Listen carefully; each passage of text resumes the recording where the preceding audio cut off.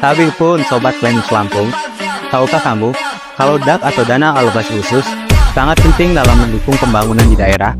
DAK adalah dana yang dialokasikan dalam APBN pada daerah untuk mencapai berbagai tujuan. Dengan adanya DAK, pemerintah pusat memberikan dukungan untuk meningkatkan kapasitas Pemda, menyelenggarakan infrastruktur yang berkualitas, efektif, efisien, dan tepat sasaran bagi masyarakat. Kamis ini, Bapeda Provinsi Lampung melalui bidang perencanaan infrastruktur dan kewilayahan menggelar rapat koordinasi dana alokasi khusus fisik infrastruktur PUPR Provinsi Lampung di Hotel Golden Tulip, Spring Hill, Lampung. Yuk, kita simak upaya sinergitas pemerintah pada rapat ini. Maksud dan tujuan pelaksanaan hari ini adalah melakukan pantauan progres pelaksanaan DAK fisik infrastruktur bidang jalan, air minum, sanitasi, perkim dan irigasi di Provinsi Lampung tahun 2024. Tahun ini juga kita mendapatkan apresiasi positif dari pemerintah pusat melalui PFID karena kita dianggap progresif, responsif, dan koordinasi Provinsi Lampung saat ini lebih bagus daripada tahun-tahun sebelumnya. Di sini saya sangat berharap koordinasi dan komunikasi ke depan lebih ditingkatkan lagi kepada seluruh pelaksana DAK di Provinsi Lampung sehingga proses pelaksanaan DAK ini dapat berjalan secara efektif, efisien, dan akuntabel. Jangan sampai ada permasalahan-permasalahan pelaksanaan DAK yang tidak terkomunikasikan. Tujuannya adalah pertama, untuk mengevaluasi dan mengukur sejauh mana pelaksanaan kegiatan DAK. Yang kedua, mengidentifikasi permasalahan dan kendala yang dihadapi. Dan yang ketiga, mengidentifikasi hal-hal yang perlu disiapkan agar supaya pelaksanaan dan serapan anggaran dapat optimal serta meminimalkan adanya gagal lelang atau gagal kontrak. Adapun sampai dengan tanggal 9 Juli 2024, progres pelaksanaan DAK fisik antara lain bidang jalan itu baru mencapai 11,50% dan progres keuangan 9,82%. Untuk DAK irigasi tercapai 16,34% dan progres keuangan sebesar 10,36%. Untuk DAK air minum, sanitasi, serta perumahan dan permukiman masih nol. Khusus untuk di bidang jalan, ada penghargaan yang diberikan ke daerah melalui PFID Award, yaitu penghargaan kepada pemerintah daerah pelaksana DAK fisik infrastruktur terbaik yang kriteria penilaiannya berdasarkan pertama, ini mohon dicermati.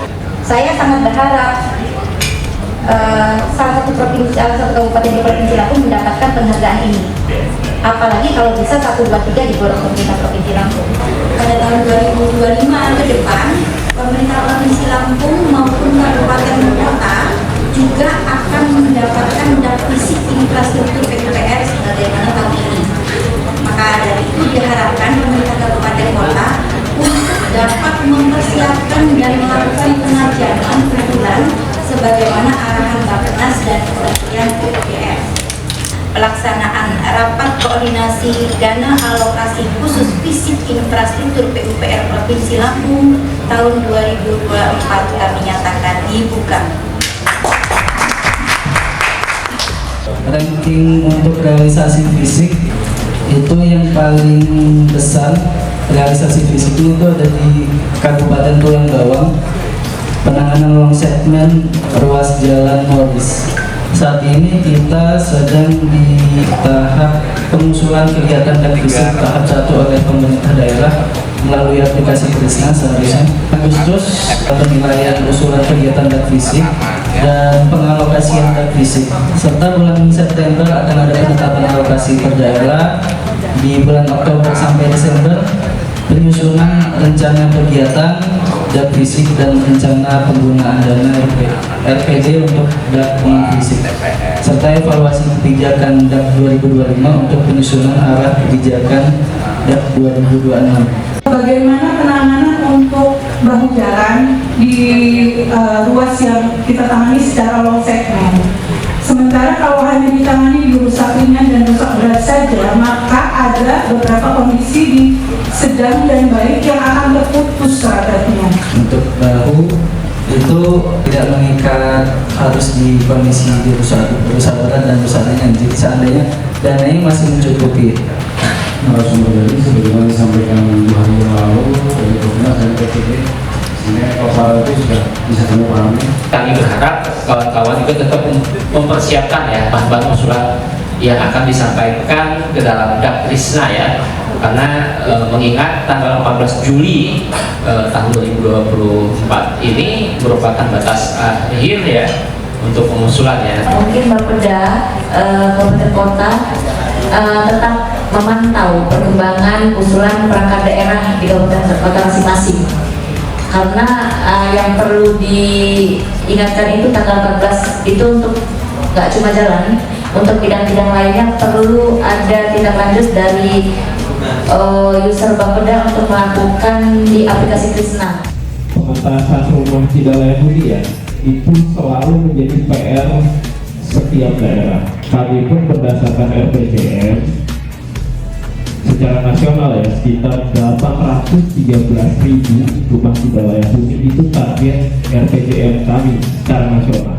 Sekitar hampir 90% per 2023 sudah kami tuntaskan. Nah, khusus untuk Provinsi Lampung sekitar 27.000, dan per tahun 2023 itu kami menyelesaikan sekitar hampir 20.000 lah. Artinya masih ada PR sekitar 7.000. Makanya kami selaku balai, kami putar otak Pak. Nah, ini salah satunya yang kami coba laksanakan. Ada pilot project kami di Pramuhuni. Ini kami nggak pakai APBN Bapak Ibu. Kami coba gandeng CSR. Di sini kolaborasi ada dari SMF, BUMN di bawah Kementerian Keuangan, kemudian BUMN dari Bank konseptan rumah inti tubuh tahan gempa atau kita sebut RITA, dan kami coba bantu dari jalan lingkungan perumahannya. Jadi APBN-nya cuma jalan lingkungan sama PSU lainnya. Ini tolong menjadi pemikiran di OPD di Kabupaten Mesinji, bagaimana caranya DAK ini bisa dilaksanakan dengan sumber dana APBN. Kalau nggak bisa, APBD disiapkan.